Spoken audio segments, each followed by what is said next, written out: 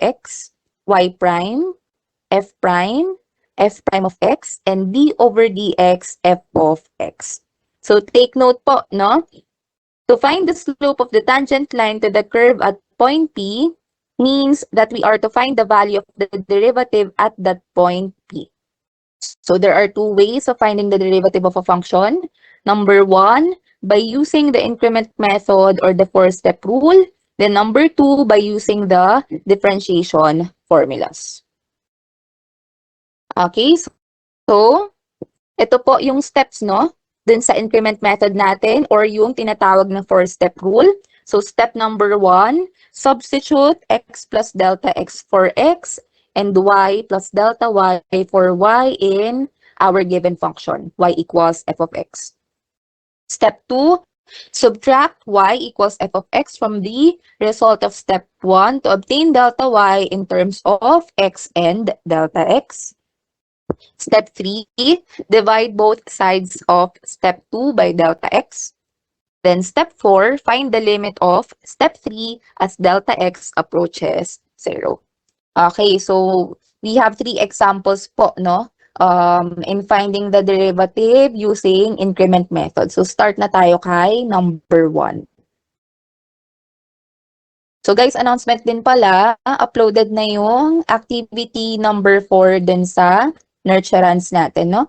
So, yung activity, latest activity, hindi po siya analytic geometry. So, dumiretso na siya hanggang functions, no? So, functions na siya. So, pwede nyo na rin sagutan later since this week, no, is yung discussion na nung nurturance activity na yan.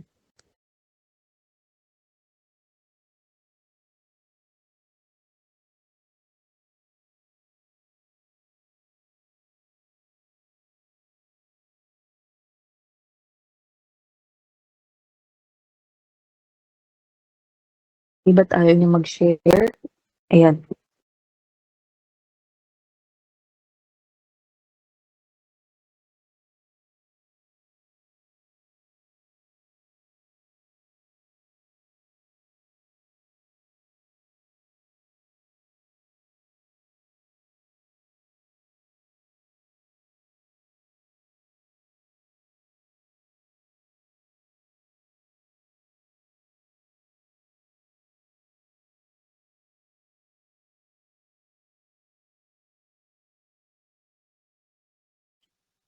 Okay, so first example, we have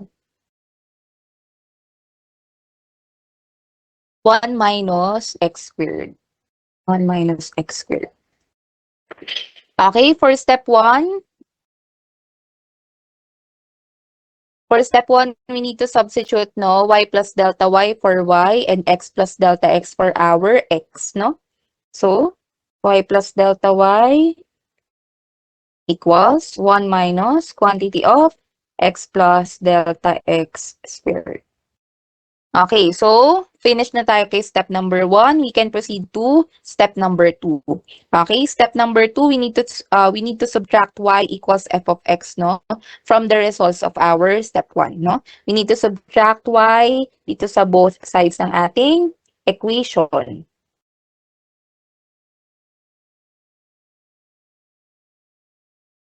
Okay, so for the left side, no, okay, ang matitira na lang is delta y since y minus y is 0. Okay, then we have 1 minus quantity of x plus delta x squared. Then we need to substitute y, no, to 1 minus x squared, no, para yung delta y natin is in terms of x and delta x na lang. Okay, so 1 minus x squared. Okay, so next, we need to expand, no, yung x plus delta x squared using square of a binomial and then distribute yung negative sign inside the parenthesis, no? Okay, so delta y equals 1 minus x squared plus 2x delta x plus delta x squared minus 1 plus x squared. Then next, distribute natin. So we have 1 minus x squared plus 2x delta x So, sorry, minus dapat to. Okay, 1 minus x squared minus 2x delta x minus delta x squared minus 1 plus x squared. Okay, next, combine all like terms. So you can see we can cancel out 1 and negative 1, then positive x squared and negative x squared. So we are left with the expression of negative 2x delta x minus delta x squared. Okay, so this is the simplified version of your step 2 in our increment method. Okay, so we can now proceed to step 3. No? Step 3 po is divide both sides by delta x. Okay, so delta y over delta x. Then we have negative 2x delta x minus delta x squared all over delta x. Okay? So we can factor out delta x, no, to our numerator. So delta x multiplied to the quantity of negative 2x minus delta x all over delta x. And then delta x over delta x po is 1. So delta y over delta x is equal to negative 2x minus delta x. Okay, so we are already done po, no, in our step number 3. So after step 3, we can proceed to step 4. Ang step 4 po is find the value of the limit, no, as delta x approaches 0. Okay, so limit of delta y over delta x as delta x approaches 0. Limit of negative 2x minus delta x as delta x approaches 0. Okay, so we can substitute 0 to our delta x. So we have negative 2x minus 0. So final answer is negative 2x. So final answer, dy over dx using the increment method, no, is equal to negative 2x. Okay, question po. Yes po, naka-raise ng hand. Miss, saan po galing yung 1 minus box? Yung kanina po. Saan nanggaling yung saan dito? Yung quantity of 1 minus x squared po. Yung negative y. Ito. Okay. Okay na ako. Nakuha ko na. Ito. So, di ba yung step 2 natin, magsusubtract tayo ng y, both sides. So, ito, naglagay na tayo ng y. Eh, kaya lang, dun sa may left side natin, di ba, na-cancel out na si y. Y minus y, 0. So, delta y na lang natira. Then, dito sa right side natin, since ang equation natin dito, yung expression natin sa my right side, is in terms of x saka delta x, kailangan natin siyang palitan in terms of x. Hindi natin pwedeng iwanan lang si y na as y lang. Kaya siya natin pinalitan ng 1 minus x squared. So ito, yung original equation naman natin, siya lang din yan. Y pa rin naman siya. Kasi 'di ba, y is equal to 1 minus x squared. So pinalitan lang natin si y. Thank you po, Miss. Okay? Yung iba pa po, baka may question.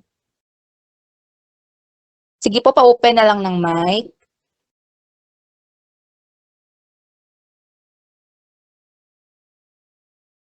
Question.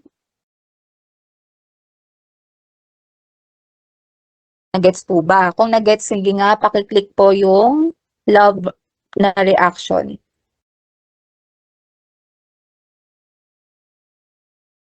Okay, sige. So, pwede na ako mag-proceed sa second example.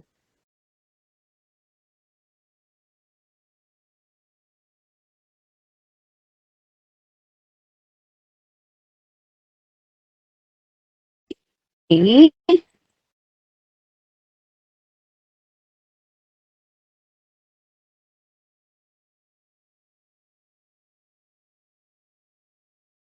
Okay, so next. So we have the given function y equals 2x minus 1 all over 1 plus 2x. So we need to get dy over dx using increment method. So ganun ulit, step 1 po, substitute y plus delta y for y and x plus delta x for x.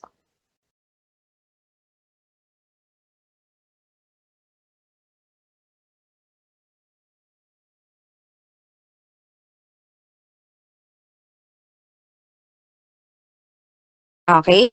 Then next, we can proceed dun sa step 2 natin, subtract y dun sa both sides of our equation. So, y plus delta y minus y equals 2, then x plus delta x. Okay, copy nyo lang to. Okay, subtract tayo ng y. And then, simplifying.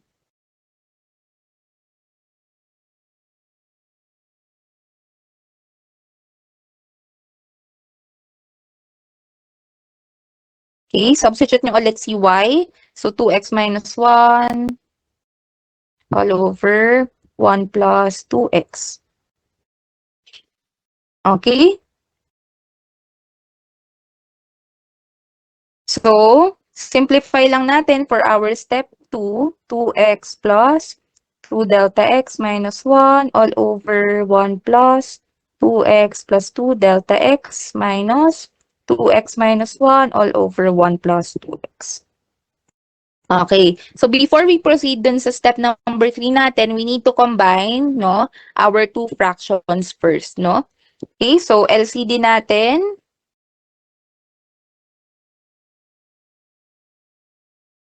Is 1 plus 2x plus 2 delta x multiplied to the quantity of 1 plus 2x.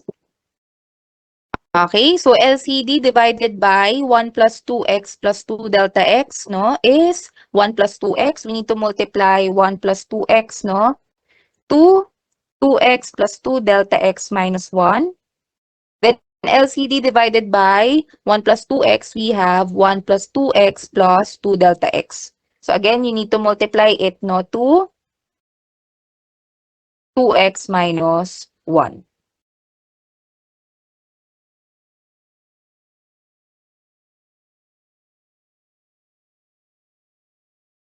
Okay?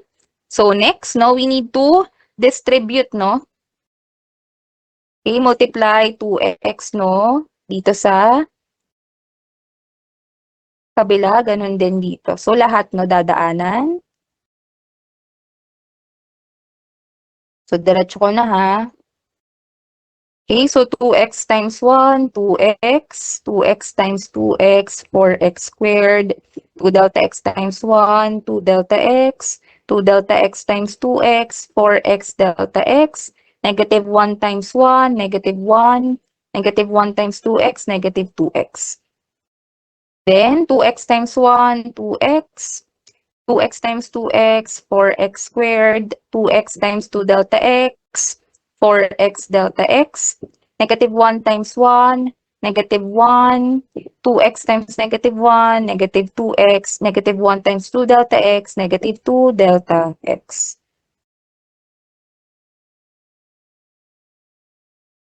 Okay, then copy lang natin yung LCD kanina. Okay, so we can check, ano yung like terms natin dito. So we have 2x minus 2x cancel out. Okay, so wala tayong like terms dito. So we can proceed dito naman sa kabila. So we have 2x minus 2x, okay, cancel. Okay, so ganun pa rin, wala